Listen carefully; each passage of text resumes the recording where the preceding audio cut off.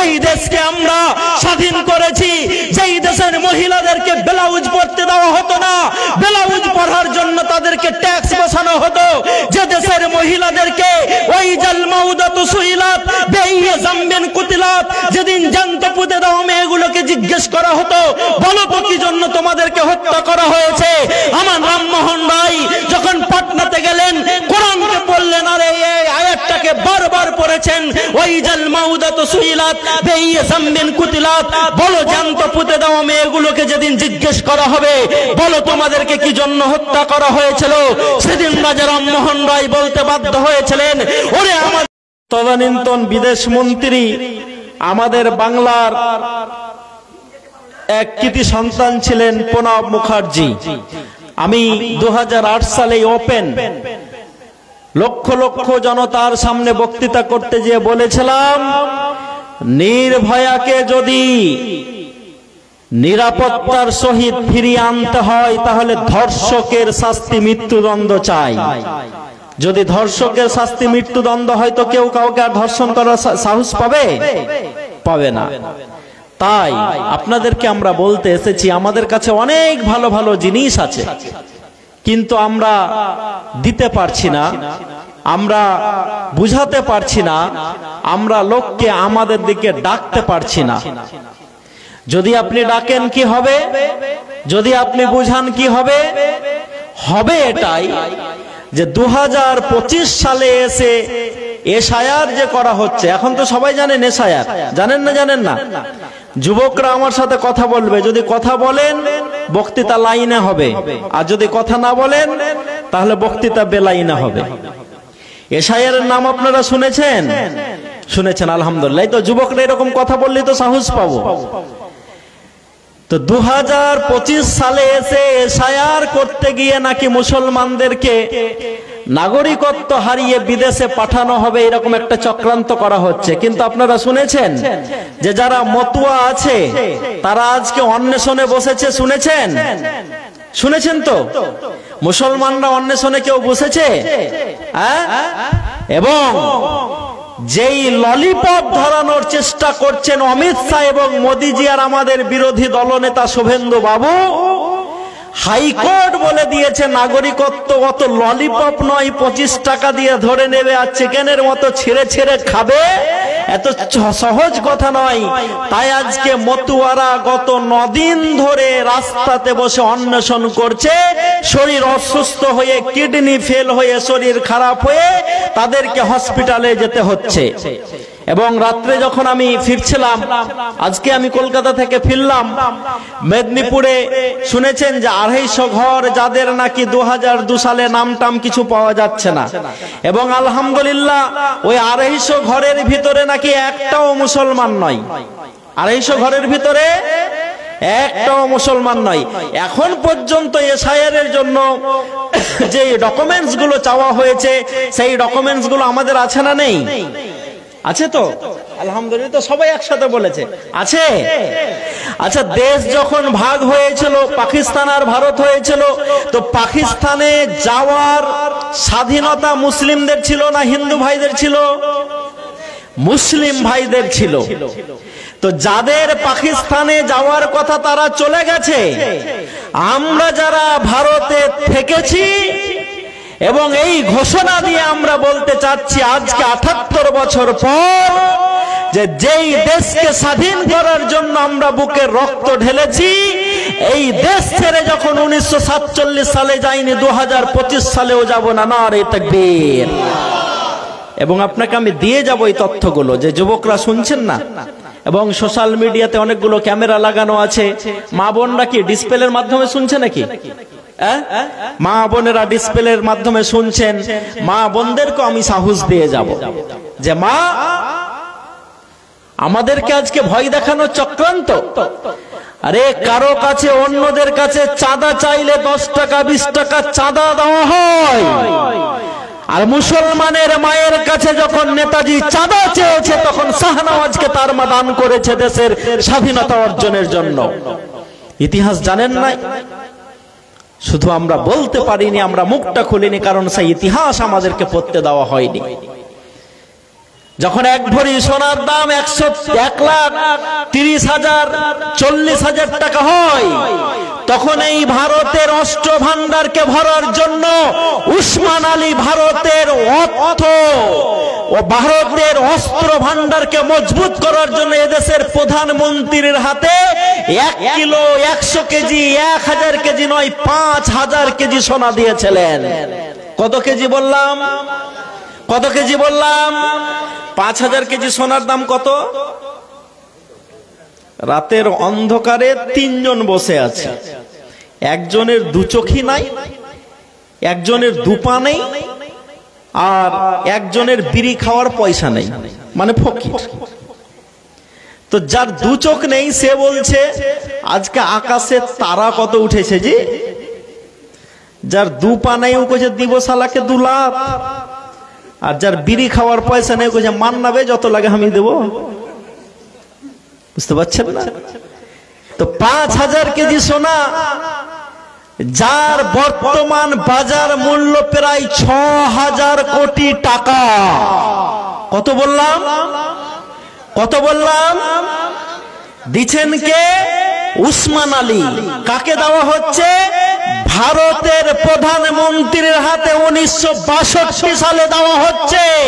যারা এসআইআর করে মুসলমানদেরকে তাড়াতে চাও তাদেরকে আমরা বলতে চাই আগে উসমান আলীর ইতিহাসটা পড়ো, তারপর মুসলমানদেরকে তাড়াতে এসো। তার আগে কথা বলিও না, না হলে আমরাও কিন্তু কাগজ চেয়ে বসবো ইনশাআল্লাহ।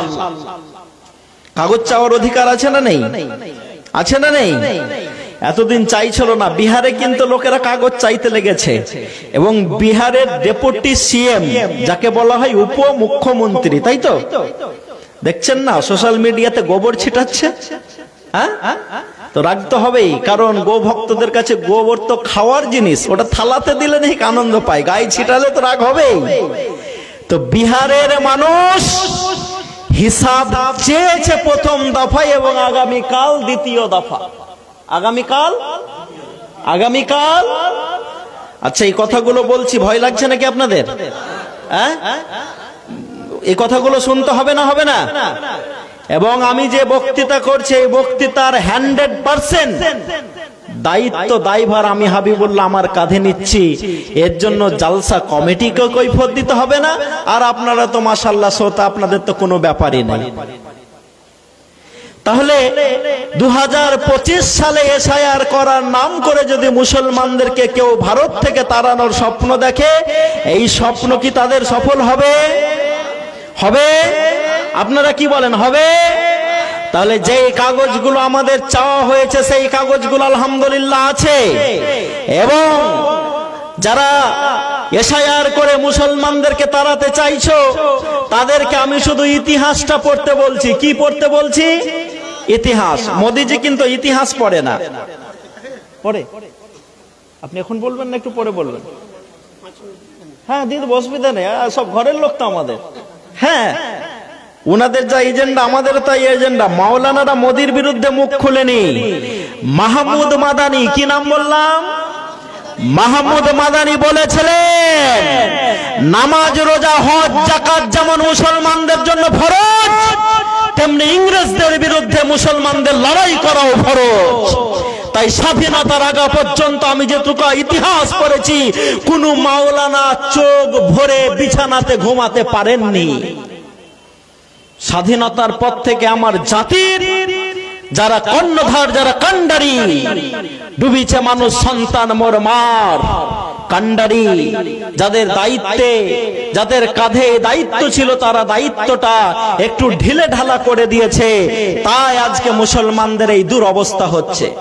একদিন রাত্রিবেলাতে মহাত্মা গান্ধী আর মোহাম্মদ আলী জিন্নাহ, আমি গতকালকে একটা জালসাতে এই কথাটাই বলেছিলাম, দেখতে পাবেন সোশ্যাল মিডিয়াতে, যে দেশ ভাগের জন্য যদি মোহাম্মদ আলী জিন্নাহকে দায়ী করা হয়, আমিও তর্কের খাতিরে ধরে নিলাম মোহাম্মদ আলী জিন্নাহ দেশ ভাগ হওয়ার জন্য 1 নম্বর আসামি।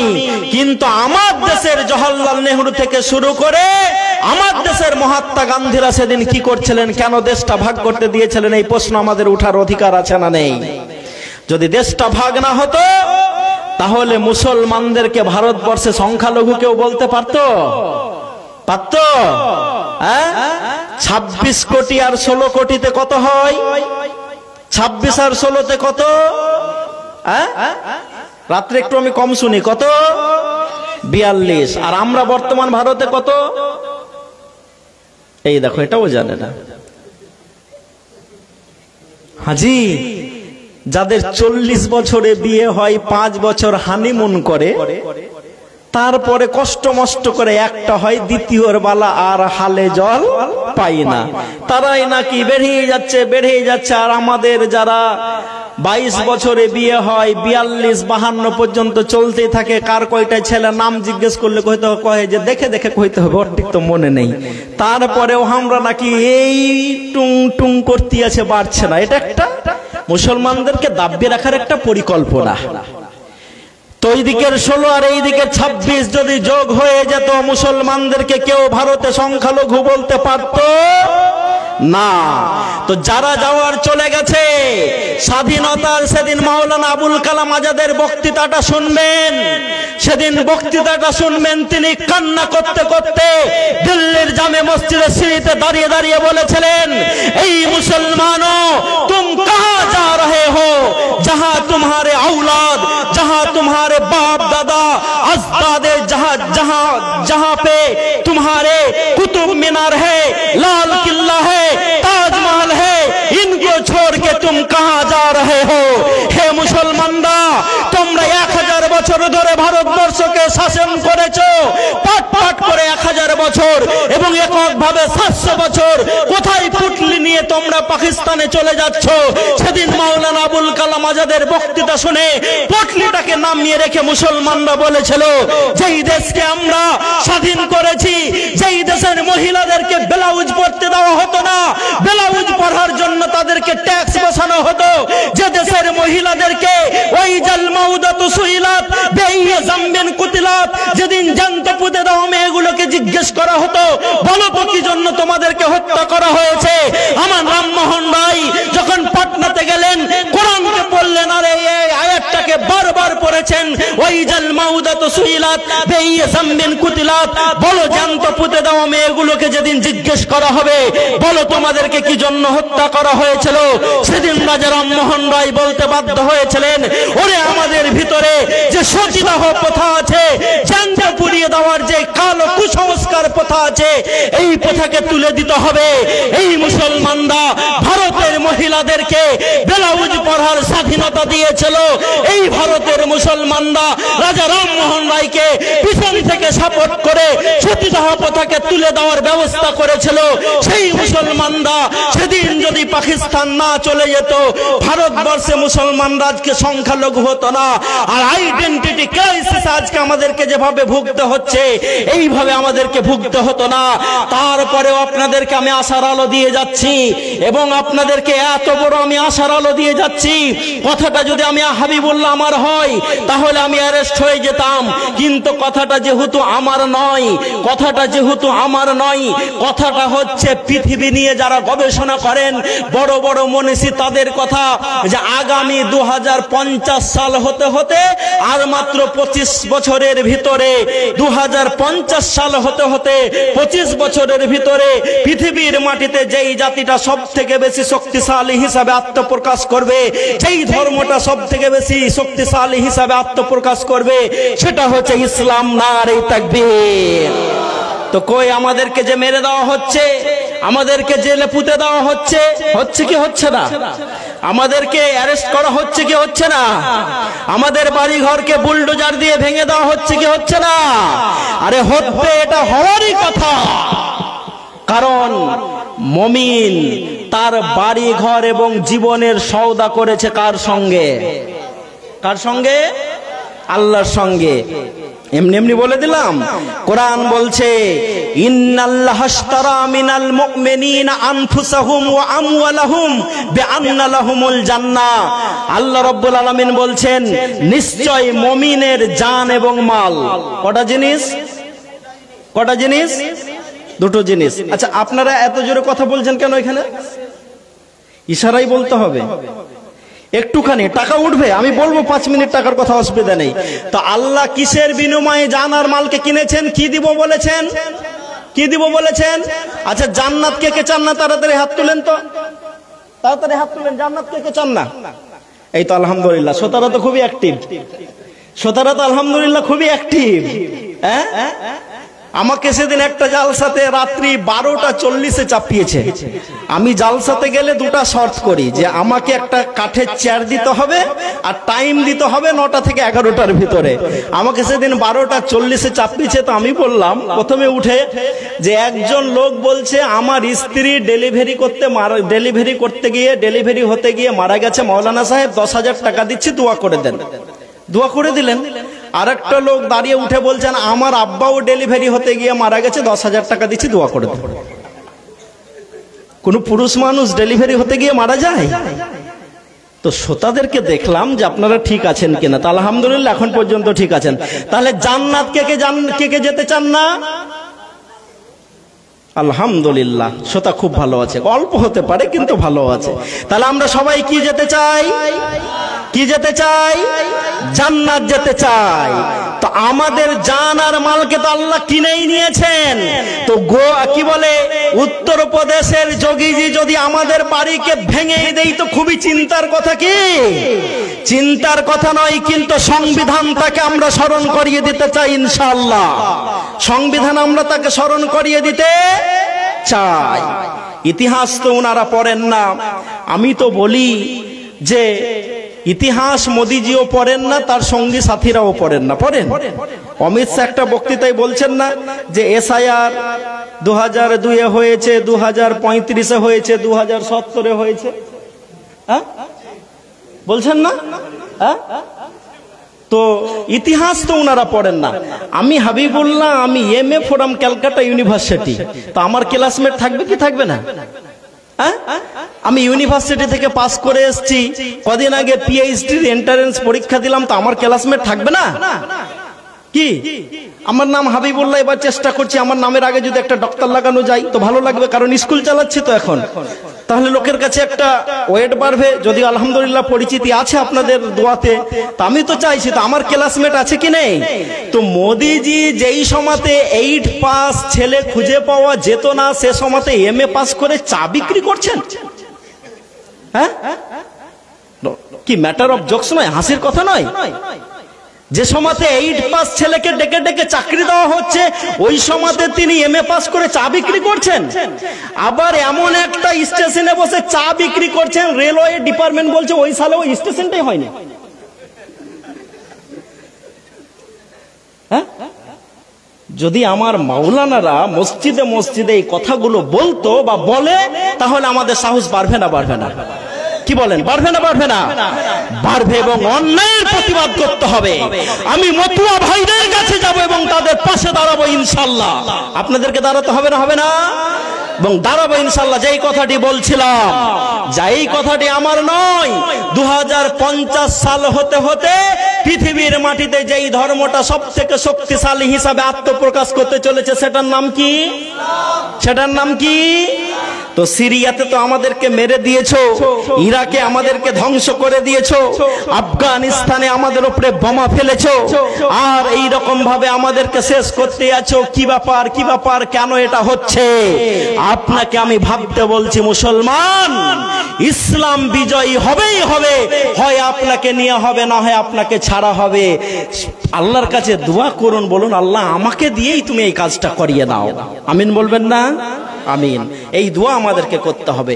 তো যারা আমাদেরকে ভয় দেখাচ্ছেন, যারা আমাদেরকে দেশ থেকে তাড়িয়ে দেওয়ার পরিকল্পনা করছেন, তারা সফল হবেন? হবেন? আচ্ছা, দেশ থেকে নবীকে তাড়ানো হয়েছে না হয়নি? কোন নবীকে? মুহাম্মদ সাল্লাল্লাহু আলাইহি সাল্লামকে। দেশ থেকে কোন নবীকে আগুনের পুরানোর ব্যবস্থা করা হয়েছে না হয়নি? কোন নবীকে? আচ্ছা, দেশ থেকে তাড়তে তাড়তে হত্যা করে দিয়ে নদীতে ডুবিয়ে মেরে দেওয়ার কোন নবীকে পরিকল্পনা করা হয়েছিল না হয়নি? কোন নবীকে? আচ্ছা, মোসা নবী ডুবে মরেছেন না ফেরাউন মরেছে? হযরত ইব্রাহিম আলাইহিস সালাম আগুনে পুড়েছেন না শান্তিতে বার হয়েছেন? মুহাম্মদ সাল্লাল্লাহু আলাইহি সাল্লাম বিজয়ীর বেশে আবার মক্কায় প্রবেশ করেছেন না করেননি? যদি মুহাম্মদ রাসূলুল্লাহ সাল্লাল্লাহু আলাইহি সাল্লাম বিজয়ীর বেশে মক্কায় প্রবেশ করে থাকেন, যদি ইব্রাহিম আলাইহিস সালাম আগুন থেকে নিজেকে সুরক্ষিত আল্লাহর রহমতে বার করতে পারেন, যদি মুসা আলাইহিস সালাম সেই পানি থেকে নিজেকে বাঁচিয়ে নিয়ে সেই পানিতে আল্লাহর গজবে পড়ে ফেরাউনকে শেষ করাতে সক্ষম হন, তো আজকের দিনে সেই আল্লাহ আছে না নাই? আছে না নাই? আপনাকে আমি মজার খবর দিয়ে যাচ্ছি, দাঁড়িয়ে থাকতে দেন, দাঁড়িয়ে থাকতে দেন। বারবার বললে তো আমাদের ছেদ কাটবে বক্তব্যে। মুসলমানকে যদি বলা হয় মুসলমান তুমি এই কাজটা এখন করো, তো বড় দুঃখের কথা। আচ্ছা, হাতে যদি আমি চিনি নিয়ে দিই, চিনিকে বলি তুমি মিষ্টি হও, তো চিনিকে সম্মান দেওয়া হয় না অসম্মান? চিনির মানে বৈশিষ্ট্য কি? মিষ্টি। আচ্ছা, আমি হাতে নিম নিলাম, নিমকে বলছি নিম তুমি তিতা হও। হ্যাঁ, তেঁতুল নিয়েছি হাতে, তেঁতুলকে বলছি তুমি মিষ্টি হও। তো যেটা জাতিগতভাবে মিষ্টি, জাতিগতভাবে তেতা, জাতিগতভাবে টক, তাকে যদি সেটা হতে বলতে হয় তো ওটা সম্মান দেওয়া হয় না, অপমান করা হয়। মুসলমানকে যদি বলা হয় মুসলমান, ইসলামী সভা চলছে তুমি বসো, এই করো ওয়া করো, তো আমি যদি বসারই কথা বলে চলে যাব 2025 সালে এসে, তো আপনাকে এই তথ্যগুলো আমি কখন শোনাবো? বসবেন না? যারা বসবে আল্লাহ রাব্বুল আলামিন তাদের জন্য তুমি জাহান্নামের আগুনকে হারাম করে দাও, বলেন আমিন। তা আপনাদের কিছু লাভ হলো? ওরাই তো নাকি পেয়ে গেল সব, আপনাদের কি লাভ হলো? হ্যাঁ, কি লাভ হলো? আল্লাহ ফ্রি খাটিয়ে দিল তো আল্লাহ।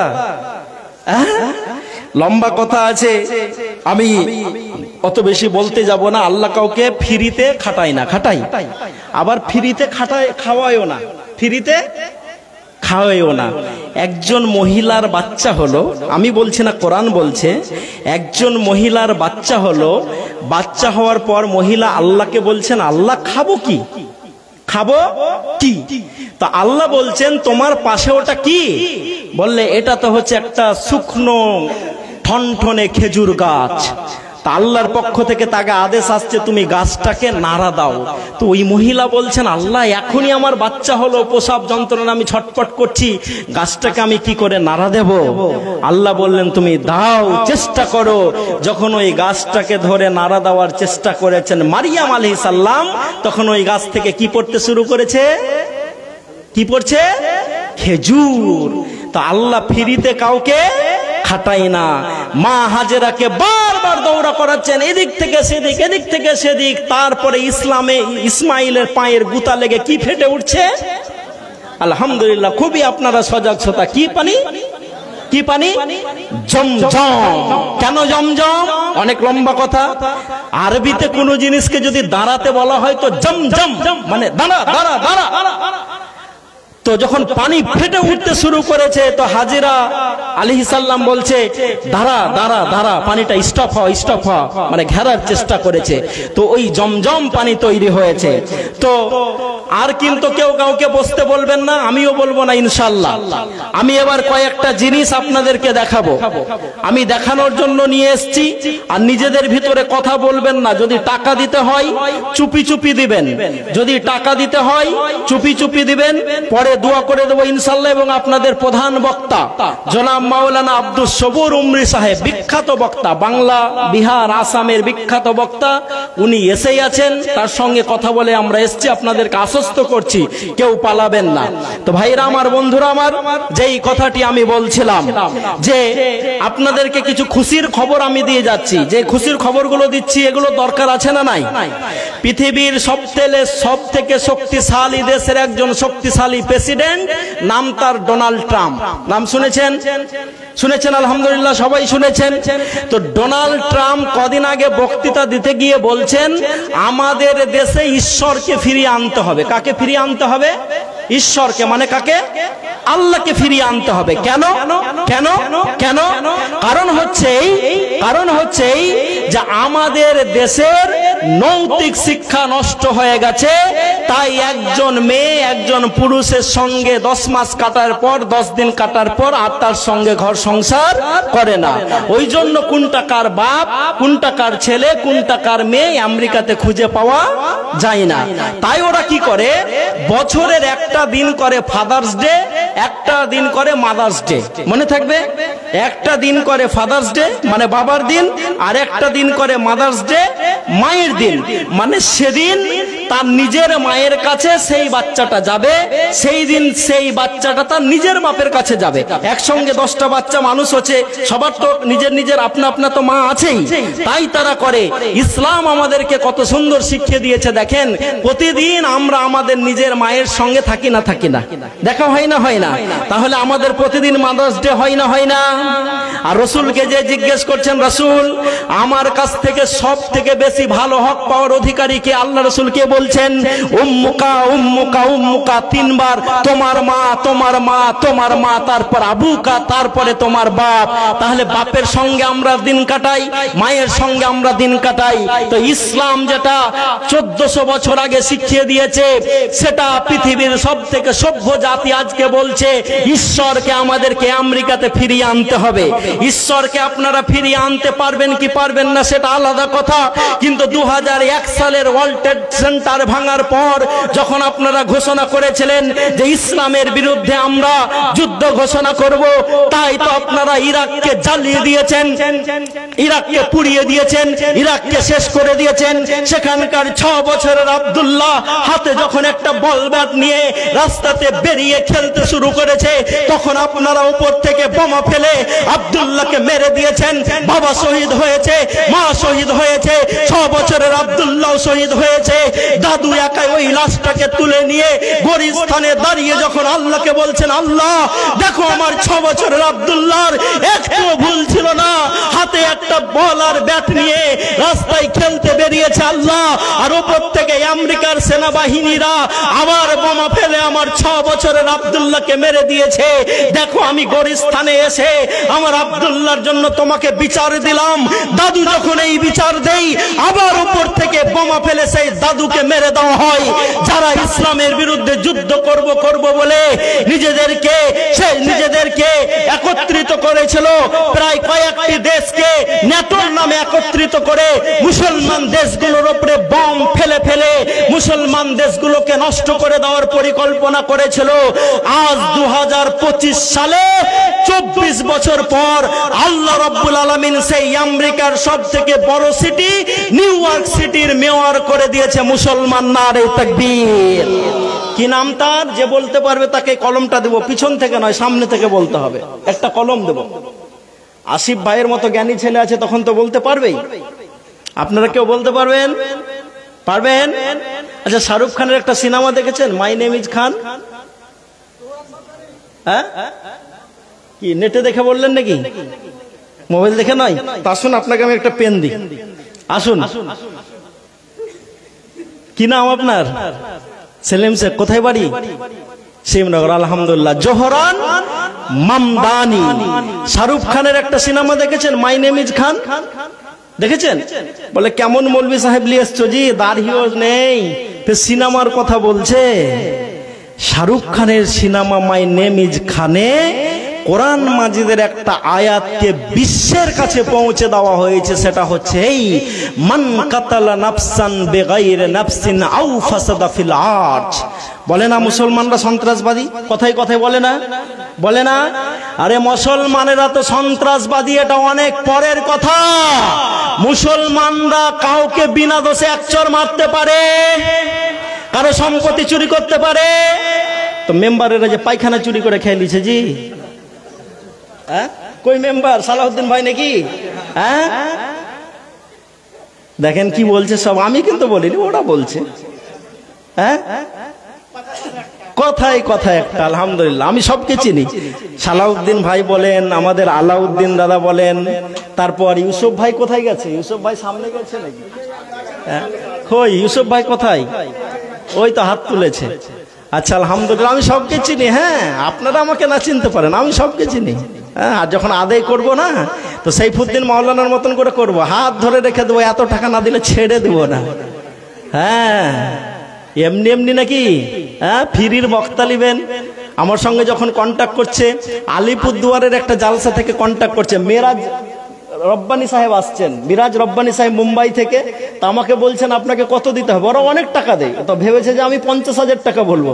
তাই বললাম আমাকে দুটো জিনিস দিতে হবে। বলছে সাহেব সবাই জালসায় একটা নেই, আপনি দুটো? হ্যাঁ, কাঠের চেয়ার আর 9টা থেকে 11টা। হ্যাঁ, একটাই শট। আমি এসছি আপনাদের এখানে তেল পুড়িয়ে, আমি আপনাদের কাছে 1 টাকা নেব? আপনি টাকা দিয়ে আমাকে আনতে পারবেন? পারবেন না। আনিকুল ভাইয়ের ভালোবাসা, সালাহুদ্দিন দার ভালোবাসা, আলাউদ্দিন দা আছেন, ইউসুফ ভাইরা আছেন, এদের ভালোবাসাতে এসেছি আমি টাকা দিয়ে জালসা করার বক্তা নই। কিন্তু আপনাকে যেই কথাগুলো আমি বলতে এসেছি, বর্তমান সময়ের খুব মূল্যবান কথা বলতে এসেছি। উমারের সামনে কোনো মুসলমান যদি দাঁড়িয়ে বলতে পারেন উমার পাঞ্জাবিটা কেন বড় হয়েছে, যতক্ষণ না কৈফিয়ত দেওয়া হবে ততক্ষণ আপনার বক্তৃতা শুনবো না। বর্তমান ভারতের একজন মুসলমান যদি আজকে দাঁড়িয়ে বলে যে মোদিজি আপনার একটাও কথা শুনবো না, আগে 8,000 কোটি টাকার প্লেনে আপনি কি করে চাপছেন তার কৈফিয়ত দিতে হবে, যদি ভারতীয়রা প্রত্যেকে এই কথাটা বলে, তাহলে মোদিজির মুখ দিয়ে আর কথা বেরোবে? মোদিজি যে 8,000 কোটি টাকার প্লেনে চাপছেন, ওটা কার টাকা? কার টাকা? জনগণের টাকা। আর জনগণের সেবক হয়ে আপনি 15 লাখ লাখ টাকা সবকে অ্যাকাউন্ট মে যায়গা বলে আজকে লো ব্যালেন্সে আমাদের টাকা কেটে শেষ করে দিচ্ছেন, তাই নাই? হ্যাঁ, আর চেক করতে করতে তো আরো বেশি কাটছে যে 15 লাখ ঢুকেছে কি ঢুকেনি, ওটা নাকি জুমলা ছিল। যাই হোক, মুসলমানদের দায়িত্ব হচ্ছে দেশ যখন ভুল পথে যাবে তখন তাদেরকে আওয়াজ করতে হবে। কারণ মুসলমানদের হাতে স্টারিংটা হওয়ার কথা ছিল, মুসলমানরা এখন প্যাসেঞ্জার হয়ে গেছে। আর এমন একটা লোককে বাস চালাতে দিয়েছে যেই লোকটা বাসই চালাতে জানে না। এই গ্রামটার নাম কি? গ্রামটার নাম কি? নাম রসুলপুর না রসুল মানে আল্লাহ রসুল যেটা আমরা বলি। আলহামদুলিল্লাহ, খুব সুন্দর নাম। যোগীজি কোনো কাজই পায় না, খালি কইছে নাম চেঞ্জ করে দাও। তা আমি একটা জালসাতে কহেছি যে আমার নামও রেখে দাও মুকেশ আম্বানি। কি যোগীজি কি করছেন? শুধু জায়গার নামই চেঞ্জ করছেন। তো জায়গার নাম চেঞ্জ করাতে যদি সমস্যা সমাধান হয়ে যায়, তো আজ থেকে আমার নাম মুকেশ আম্বানি, তাহলে আমি সব থেকে বড় ধনী। দিবা? জিওর মালিক আমাকে করতে পারবে না? মুকেশ আম্বানি নাম করে দেবো, জিও পাম্পে যে দাঁড়িয়ে যাবো, তেল বেচ আর টাকা আমার দিবে।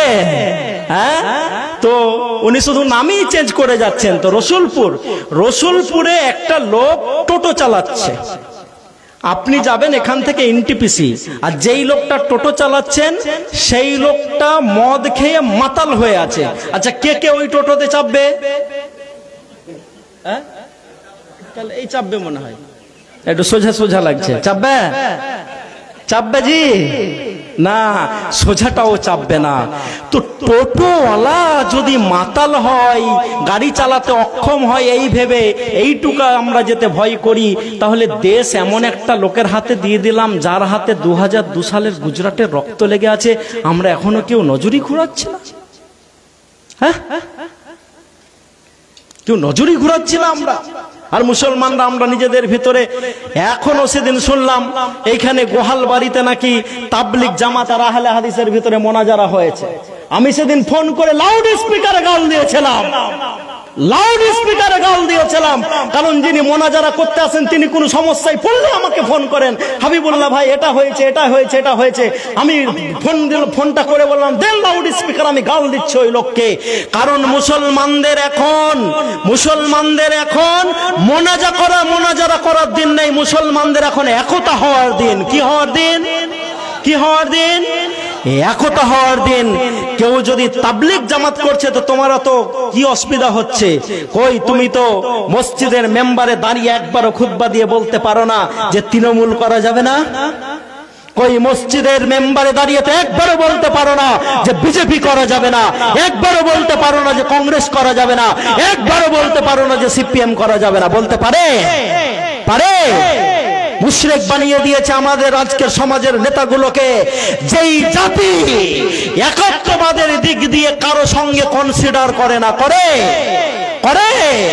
মুসা আলাইহিস সালামের জমানাতে দুটো বন্ধু রাস্তা দিয়ে হেঁটে চলে যাচ্ছে, বলল তারা এইখান দিয়ে হেঁটে গেলে এই যে দেখছো না মন্দির, এখানে কিছু তোমাদেরকে ভোগ দিয়ে যেতে হবে।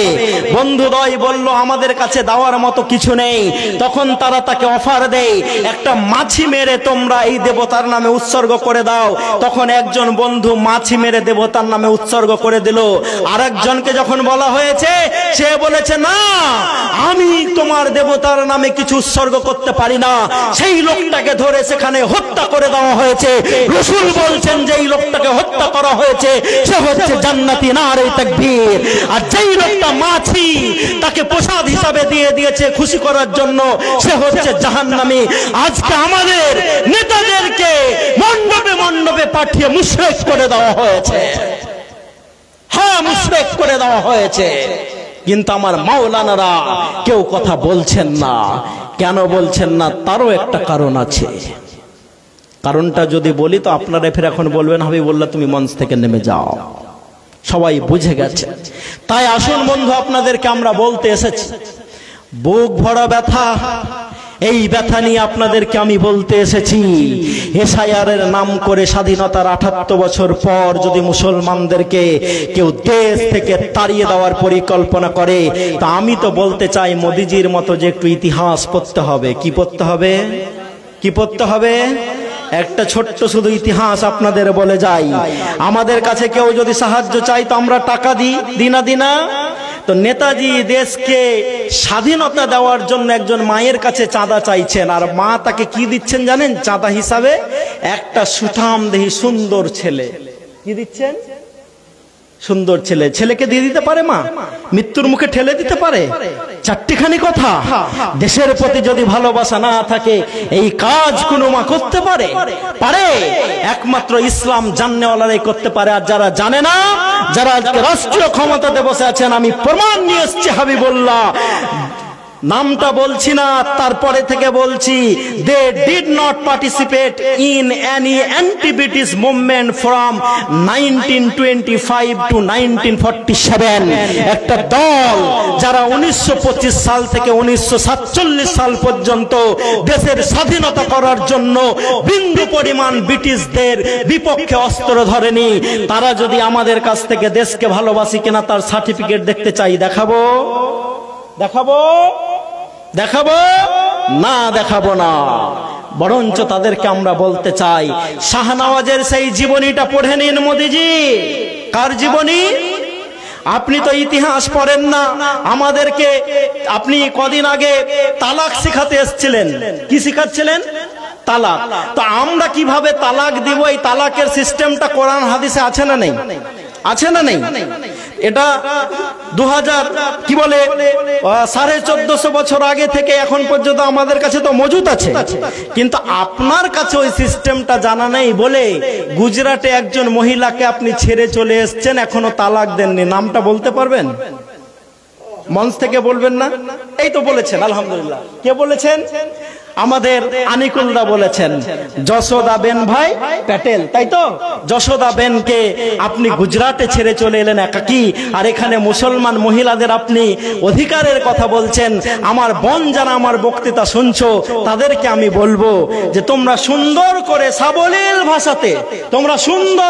সাবলীল ভাষাতে অনলাইনে গিয়ে বলবে মোদিজি আমাদের জন্য খুব ভালো ভালো কথা বলছেন, আলহামদুলিল্লাহ, কিন্তু আমাদের দিদি যশোদা বোনের অধিকারটা আমরা চাই। বলতে পারে না? পারে। তাই ইতিহাস আপনাদেরকে আমরা পড়তে বলছি, ইতিহাসে আপনাদেরকে আমরা নজর দিতে বলছি। একজন সুঠামদেহী সুন্দর ছেলে, নাম তার শাহনওয়াজ, তাকে দান করে দিলেন তার মা। বললেন বেটা যাও নেতাজির সঙ্গে দেশের জন্য তুমি লড়াই করবে, শহীদ যদি হয়ে যাও আলহামদুলিল্লাহ, আল্লাহর কাছে আমি খুশি হয়ে যাব। 4টা বাচ্চাকে শহীদ করে দেওয়ার পর মা যখন যুদ্ধের ময়দানে যাচ্ছেন, নাম তার খানসা রাদিয়াল্লাহু তাআলা আনহা, যখন যুদ্ধের ময়দানে ঢুকছেন, কেউ বলছেন খানসা তুমি কোথায় যাও, তোমার বড় ছেলে শহীদ হয়েছে। মা বলেছে আলহামদুলিল্লাহ। আরেকটু যখন ভিতরে যাই, তুমি কোথায় যাচ্ছ, তোমার মেজ ছেলে শহীদ হয়েছে। মা বলেছে আলহামদুলিল্লাহ। আরেকটু যখন যাই, বলে তুমি কোথায় যাও, তোমার সেজ ছেলে শহীদ হয়েছে। মা বলেছে আলহামদুলিল্লাহ। আরেকটু যখন বেলা গড়িয়েছে, যুদ্ধের ময়দানে মা গেছেন, বলে খানসা তুমি কোথায় যাও, তোমার তো ছোট ছেলেটাও শহীদ হয়ে গেছে। আমি সেদিন খানসাকে বলতে শুনেছি, আঁচল তুলে নিয়ে আল্লাহর দিকে বলেছিল খানসা রাদিয়াল্লাহু তাআলা আনহা, আল্লাহ কিয়ামতের মাঠে যেদিন তুমি আমার বিচার নেবে, আমাকে জিজ্ঞেস করবে খানসা বলো তোমার নামাজ কত, বলো তোমার রোজা কত। আমি কত নামাজ কত রোজা দেখাতে পারবো না, কিন্তু আল্লাহ তোমাকে আমি কিয়ামতের মাঠে লক্ষ কোটি মানুষের সামনে বলতে পারবো, দেখো আমি চারটা শহীদের মা, দাও কি পুরস্কার তুমি আমাকে দেবে। এই বলে আনন্দে আত্মহারা হয়েছিলেন। ভাইয়ের আমার, বন্ধুরা আমার, মুসলমানদের ভয়ের কিছু নেই। যখন আপনারা গাজার বাচ্চাগুলোকে মেরে দিচ্ছিলেন, গাজার মেয়েগুলোকে ধর্ষণ করছিলেন, গাজার বাড়িগুলোকে বোমা দিয়ে উড়িয়ে দিচ্ছিলেন, তখন আমরা একজন দাদুকে দেখলাম দোকান থেকে চকলেট এনে এনে সবকে বিলিয়ে দিয়ে বলে আনন্দ করো আলহামদুলিল্লাহ বলো। জিজ্ঞেস করছে সাংবাদিক, কি হলো, তোমার তো বেটা মরে গেছে, তোমার তো বউ মরে গেছে, তোমার তো নাতি মরে গেছে, তোমার তো বাড়ির ছেলেরা মরে গেছে, আর তুমি চকলেট বিলিয়ে আনন্দ করছো। সেই লোকটা বলেছিল, তুমি কি জানো না, ইন্নাল্লাহ আশতারা মিনাল মুমিনিনা আনফুসাহুম ওয়া আমওয়ালাহুম বিআন্না লাহুমুল জান্নাহ। আমার ছেলে, আমার বৌমা, আমার নাতি সবাই শহীদ হয়ে গেছে বলে তো আমি শহীদের দাদা, শহীদের বাবা, শহীদের শ্বশুর, নারে তাকবীর। এই রকম যদি মুসলমানদের মনে বল থাকে, তাহলে মুসলমানদেরকে কেউ দেশ থেকে তাড়াতে পারে? পারে? পারে? পারে না।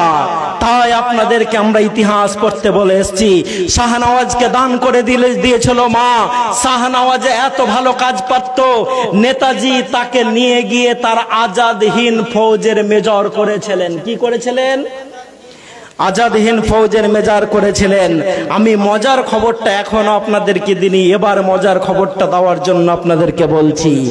দেশ যখন স্বাধীন হয়, তখন শাহনওয়াজের বাড়িটা পড়ে যায় পাকিস্তানে। কোথায় পড়ে? কোথায় পড়ে? পাকিস্তানে। এবার আপনাকে আমি যেটা বলতে চাইছি সেটা হচ্ছে এই যে শাহনওয়াজের বাড়ি যখন পাকিস্তানে পড়ে গেল, শাহনওয়াজ চাইতো না দেশটা ভাগ হোক। তাই সে কি করলো, নিজের পরিবার পরিজনকে ছেড়ে সে ভারতে চলে এলো। কোথায় এলো? কোথায় এলো? ভারতে চলে এলো। ভারতে আসার পর উত্তরপ্রদেশের একটা জায়গা থেকে সে এমপি ভোটে দাঁড়ালো এবং 4 বারের এমপি হলো। কবারের এমপি হলো? 4 বারের। এবার যে কথাটা বলছি, যারা আমাদের কাগজ দেখতে চাও, যারা এসআইআর করে আমাদেরকে ভারত থেকে তাড়িয়ে দেওয়ার পরিকল্পনা করছো, তোমরা জানো না আল্লাহ ইজ দ্য বেস্ট প্ল্যানার। আল্লাহ হচ্ছেন উত্তম পরিকল্পনাকারী। আবু জেহেল, আবু লাহাবেরও পরিকল্পনাকে ধূলিসাৎ করে দিয়েছিলেন কে? কে? তো যেই আল্লাহ তখন করেছিলেন, সে আল্লাহ আজকে আছে না নাই? আছে না নাই? আছে না নাই? আছে। তাই তো বিশ্বের 800 কোটি মানুষের ভিতরে এখন 200 কোটি মুসলমান। কত বললাম? কত বললাম? আমরা এই প্রথম লাইনে কজন বসে আছি? কজন? 4 জন। পৃথিবীতে যদি এইরকম 4 জনকে বসানো হয়, তো 3 জন হচ্ছে পৃথিবীতে যত রকম ধর্ম আছে। কত রকম ধর্ম আছে আপনি জানেন? জানেন? প্রায় 10,000 রকম। কত রকম বললাম? কত রকম বললাম? 10,000 রকম। তো এই 3 জন হচ্ছে ওই 10,000 রকমের ধর্মের অনুসারী, আর 1 জন হচ্ছে মুসলমান। তো মুসলমানদেরকে থামানো যাবে? মানে 4 জনে 1 জন হচ্ছে মুসলমান। এবং এটা আলহামদুলিল্লাহ খুব তাড়াতাড়ি 1 নম্বরে চলে যাবে। পৃথিবীতে এখন 1 নম্বরে কে আছে? খ্রিস্টানরা। তো ডোনাল্ড ট্রাম্প তার ঈশ্বরকে আবার আমেরিকাতে ডেকেছেন, সেটা কবুল হয়েছে কি জানি না, কিন্তু 4 দিন আগে নিউ ইয়র্ক সিটির মেয়র করে দিয়ে মমদানিকে, কি নাম? জোহরান। এই তো কলম নিলেও পালিয়ে গেছে নাকি জি? হ্যাঁ, পালাইলে হবে না, শেষ পর্যন্ত থাকতে হবে। জোহরান মামদানিকে আলহামদুলিল্লাহ সেখানকার মেয়র করে দিয়েছেন এবং প্রথম তার বক্তৃতা হয়েছে আয়ামে মুসলিম, আয়ামে মুসলিম। তো যারা 2001 সালের পর থেকে মুসলমানদেরকে পৃথিবী থেকে খতম করে দেওয়ার পরিকল্পনা করে, তাদের দেশের সব থেকে বড় সিটির মেয়র আল্লাহ মুসলমানকে করে দিয়েছেন। এটা খুশির না দুঃখের? খুশির না দুঃখের? আলহামদুলিল্লাহ খুশির। এবং জোহরান মামদানি বলেছেন যে যদি নিউ ইয়র্ক সিটিতে ইসরায়েলের জারুদ সন্তান নেতানিয়াহু পা দেয় তো আমার প্রথম কাজ হচ্ছে তাকে অ্যারেস্ট করা। নারে তাকবীর! খুশি লাগে না? লাগে না? লাগছে। এবং গোটা পৃথিবী আপনাদের জন্য কাঁদছে। হ্যাঁ, আমি হাবিবুল্লাহ বলে যাচ্ছি, গোটা পৃথিবী মুসলমানদের জন্য কাঁদছে। মোহাম্মদ বিন কাসেমের জন্য যেমন ভারতবর্ষের অমুসলিম মহিলারা কেঁদেছিল, টিপু সুলতানকে যখন ইংরেজরা শহীদ করে দেয় তখন 300 জন অমুসলিম মহিলা আত্মহত্যা করে মরেছিল এই কথা বলে। ওরে, আমাদেরকে যখন ব্লাউজ পরতে দেওয়া হতো না, রাস্তা দিয়ে যখন হেঁটে যেতাম ওপরটা খোলা থাকতো আর ব্রাহ্মণরা বসে বসে মজা দেখতো, কিন্তু টিপু সুলতান তুমি আমাদেরকে ব্লাউজ পরার অধিকার দিয়ে দিয়েছো, আজকে তোমাকে শহীদ করা হয়েছে। তাই 300 জন অমুসলিম মহিলা আত্মহত্যা করেছিল। কতজন বললাম? কতজন বললাম? 300 জন। তো মোহাম্মদ বিন কাসেমের জন্য ভারতের মাটি কাঁদছিল, আমেরিকার মাটি আজও কাঁদছে। এবং আমি যেটুকা বিশ্ব নিয়ে গবেষণা করছি সেইটুকার ভিতরে দেখতে পাচ্ছি আমেরিকার অলিতে গলিতে প্রতিদিন যেই ধর্মীয় স্থানটা একটা একটা করে খোলা হচ্ছে সেটা হচ্ছে মসজিদ নারে তাকবীর।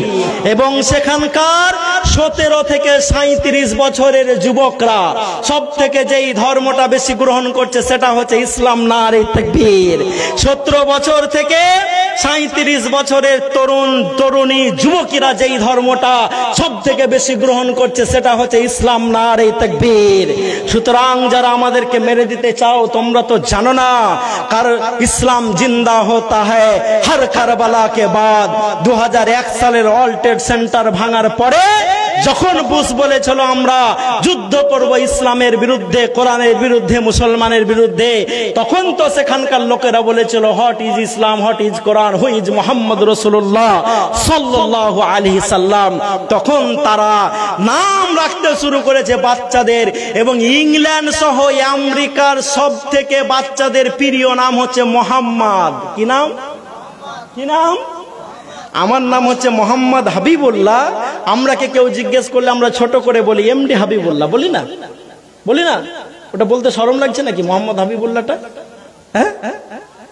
তো ভাইরা আমার, বন্ধুরা আমার, ইতিহাস আমাদেরকে পড়তে হবে। এবার যে কথাটা বলছি খুব ইম্পর্টেন্ট। শাহনওয়াজ হোসেন ভারতের মাটিতে ভোটে দাঁড়িয়ে 4 বার এমপি হলেন। যেটা বড় কথা সেটা হচ্ছে 1965 সালে ভারতের সঙ্গে পাকিস্তানের একটা যুদ্ধ হয়েছিল। বয়স্ক যারা আছেন তারা জানবেন, ইতিহাসের ছাত্ররা ভালো করে জানে। যখন পাকিস্তানের সঙ্গে ভারতের যুদ্ধ হয় সেই সময়তে শাহনওয়াজ সাহেব কেন্দ্রীয় সরকারের একটা বড় মন্ত্রীর পদে ছিলেন।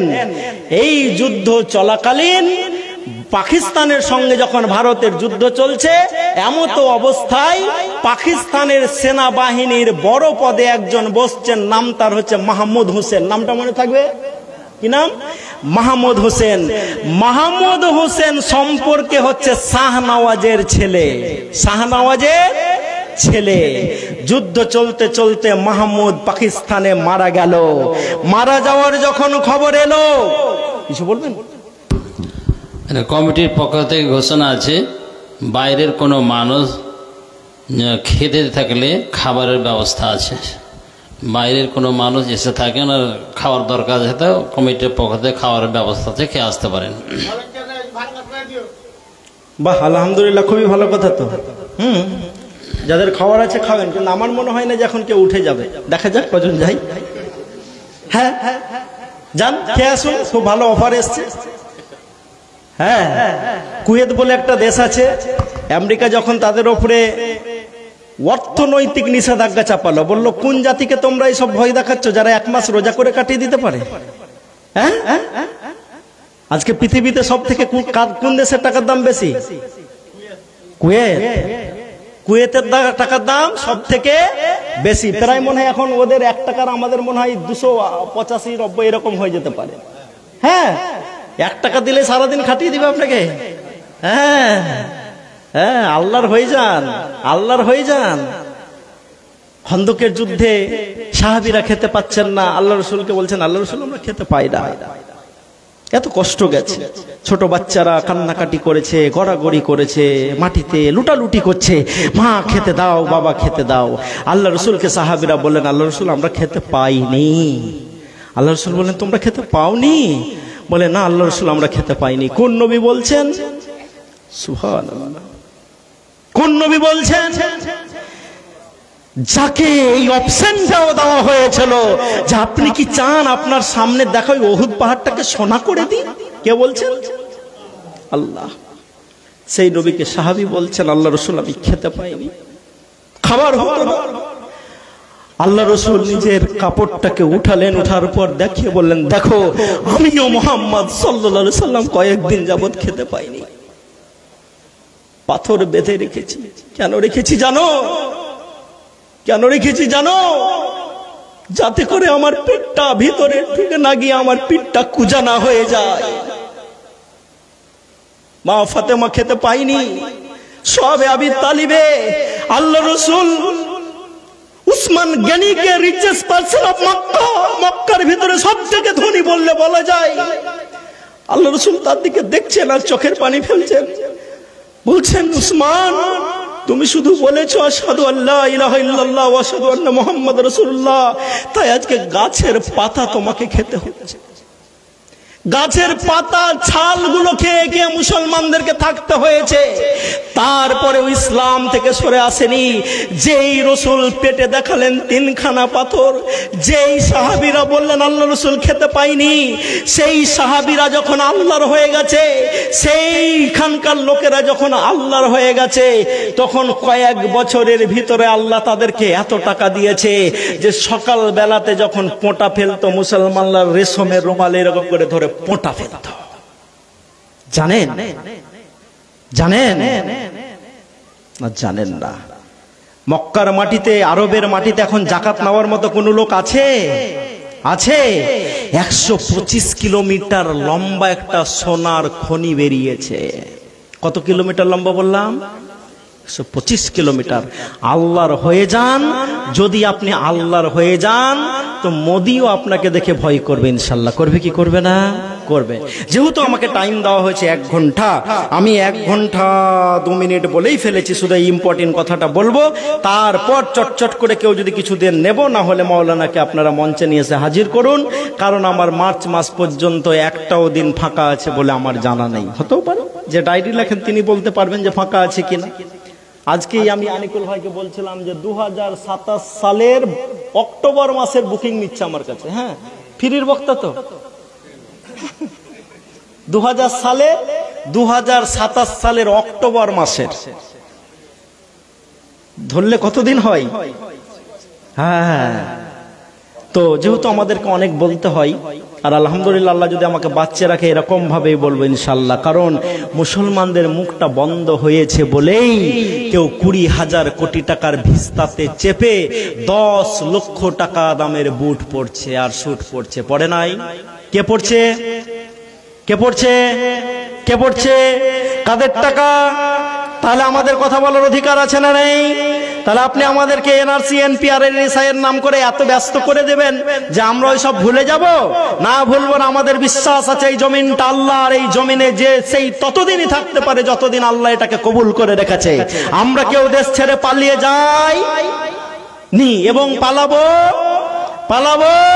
না। বরঞ্চ আপনার বন্ধু বিজয় মালিয়া পালিয়ে গেছে 9,000 কোটি টাকা নিয়ে। কত টাকা নিয়ে? ললিত মোদি নিয়ে পালিয়েছে 14,000 কোটি টাকা। কত বললাম? কত বললাম? 14,000 কোটি টাকা। আমাদের কথা হচ্ছে ওই বেটাগুলোকে ধরে আনুন আর দিল্লির ইন্ডিয়া গেটে ঝুলান আর ঠাস ঠাস করে গুলি করে দেন, আমাদের সাপোর্ট থাকবে ইনশাআল্লাহ। কারণ টাকাগুলো তো আমাদের। টাকাগুলো কাদের? টাকাগুলো কাদের? আমাদের টাকা। তো শাহনওয়াজ মন্ত্রীর পদে আছেন, ছেলে পাকিস্তানের একটা সেনাবাহিনীর বড় পদে আছেন। মারা যখন গেছে সেই ছেলেকে শাহনওয়াজ দেখতে যায়নি। নারে তাকবীর। এবং কি কথা বলেছেন সেই কথাটাই যারা আমাদেরকে খোঁচা মারবেন তাদেরকে শুনিয়ে দেবেন। শাহনওয়াজ বলেছিলেন, আমার ছেলে মাহমুদ হোসেন তো দূরের কথা, ভারতের বিরুদ্ধে যদি আমার পিতা অস্ত্র ধরে আর আমার পিতা যদি আমার সামনে এসে পড়ে তাকেও আমি হত্যা করে দেব। নারে তাকবীর। এবং আমার বাপ হলেও তাকে দেখতে যাব না। মুসলিম বাদে এত বড় কথা কেউ বলতে পারে? পারে না। তাই বন্ধু, আমাদের কাছে অনেক মাল আছে, আমরা শুধু ঝাড়তে পারি না। তাই যারা যুবক আছেন তাদেরকে আমরা বলবো, যারা যুবক আছেন এবং এখানে যারা পয়সাওয়ালা লোক আছেন, আমরা একটা স্কুল করেছি। আনিকুল ভাই আমাদের স্কুলের এক্সিকিউটিভ কমিটির মেম্বার আছেন। আল ফুরকান একাডেমি, নাম শুনেছেন? এই তো আলহামদুলিল্লাহ শুনেছেন। আপনাদের এখানকার বাচ্চা পড়ে তো? পড়ে। আল ফুরকান একাডেমি আমরা করেছি। সেখানে আমরা হাইব্রিড মডেল পড়াচ্ছি। আনিকুল্লাহ আজকে আমাকে বলছিলেন যে হাবিবুল্লাহ ভাই, আমাকে বাড়িতে ইংলিশ ওয়ার্ড বলতে ভয় লাগছে। কেন? বলছে প্রত্যেক কথায় বেটা আর বেটি খালি ভুল ধরছে। হ্যাঁ, আমরা তো 5-এ যে ABCD শিখেছি। হ্যাঁ, আমি মৌলানা আজাদের ছেলে হলে কি হবে, ক্যালকাটা ইউনিভার্সিটির ছেলে কি হবে, ইংলিশ দেখলেই তো ভয় লাগতো। হ্যাঁ, আমি মাধ্যমিকে লেটার্স মার্কস পাওয়া 704 পাওয়া ছেলে, যতদিন থেকে স্কুল হয়েছে এখন পর্যন্ত আমার সমান কেউ নাম্বারই পাইনি ওই স্কুল থেকে। তাও আমাকে জানেন ভয় লাগে ইংলিশ দেখলে। আমরা বাচ্চাদের ভয় দূর করার জন্য হাইব্রিড মডেল করেছি। প্রত্যেকটা সাবজেক্ট বাংলার সাথে সাথে ইংলিশে পড়াচ্ছি এবং ছোট থেকে NCERTর বই পড়াচ্ছি। যেই বই 12-এর পরে পড়তে হয় সেখান থেকে নিটের কোশ্চিন হয়, ওই ধাঁচে নিটের কোশ্চিন হয়। তো কেউ যদি পয়সা বেশি লাগবে, হ্যাঁ, আমাদের ওইখানে কম পয়সায় পড়াশোনা হয় না, কারণ আমাদের ভর্তি ফি 25,000 থেকে 40,000, মাস গেলে দিতে হবে 5,500 থেকে 9,000 টাকা। যদি কেউ ব্রিলিয়ান্ট থাকে, ইয়াতিম থাকে, তার জন্য আমরা ছাড়ের ব্যবস্থা রেখেছি এবং আলহামদুলিল্লাহ এখন পর্যন্ত মনে হয় অনেক ছেলে আমাদের ছাড়ে পড়ছে। তো অনেক বড় আমরা প্রতিষ্ঠান করেছি এবং ন্যাশনালের উপরেই বিঘা, ওটা 13 বিঘা মনে হয়, 13 বিঘার উপরে আমরা রাত দিন যুদ্ধকালীন তৎপরতায় কনস্ট্রাকশনের কাজ চলছি। 4 তলা 6 তলা করে সব বিল্ডিং করছি। বহরমপুর যখন যাবেন ন্যাশনালের উপরে দেখবেন আল ফুরকান একাডেমি বড় করে বোর্ড দেওয়া আছে। একবার কমসে কম দেখে আসবেন। 3টা জিনিস আপনাদের কাছে আমরা চাইছি। একটা হচ্ছে আপনাদের সুপরামর্শ, একটা আপনাদের ঘরের ভালো সন্তান এবং আপনারা দোয়া করবেন। হাইব্রিডের সাথে সাথে আমরা আল ফুরকান একাডেমিতে যেটা দিয়েছি সেটা হচ্ছে এই যে যেই বাপ যেই মা আমাদেরকে কোলে পিঠে করে মানুষ করলো, তার জন্য রব্বের হামহুমা কামা রব্বায়ানি সাগীরা যাতে বাচ্চাটা বলতে পারে, তাই ইসলামী আমরা কালচার রেখেছি। বাচ্চা যাতে কমসে কম মা বাবা পড়লে তার জানাজাটা পড়িয়ে দিতে পারে। মসজিদের ইমাম সাহেব যদি অ্যাবসেন্ট থাকে তাহলে সেখানে গিয়ে যাতে খুতবা দিয়ে দিতে পারে, এতদূর পর্যন্ত আমরা শিক্ষার ব্যবস্থা করেছি। যদি আপনাদের সেরকম ছেলে থাকে আনিকুল্লাহর সঙ্গে যোগাযোগ করবেন, আলাউদ্দিনদার সঙ্গে যোগাযোগ করবেন, তারপরে আমাদের সালাহুদ্দিনদার সাথে যোগাযোগ করবেন, ইউসুফ ভাইয়ের সাথে যোগাযোগ করবেন। আপনাদের কাছে এই পরামর্শ আমরা চাইছি।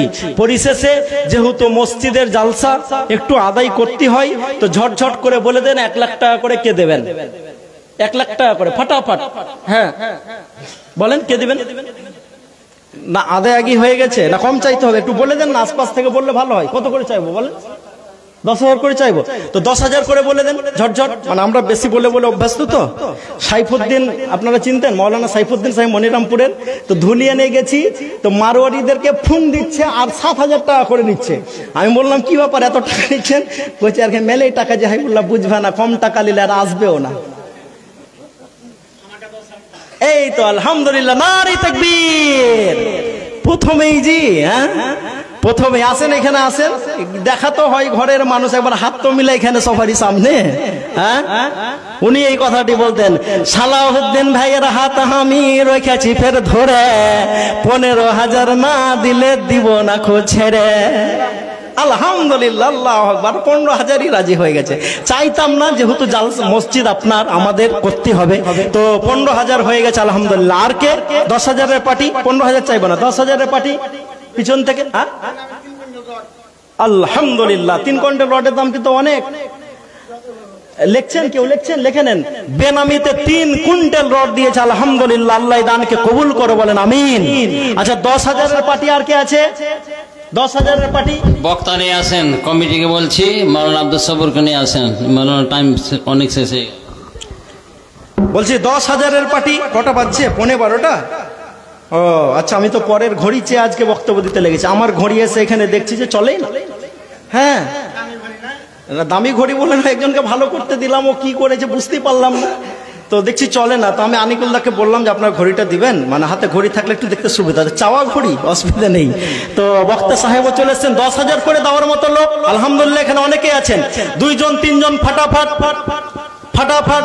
10,000 করে। সামনে থেকে আর কেউ 10,000। আল্লাহ এই জালসা কবুল করো। আল্লাহ তুমি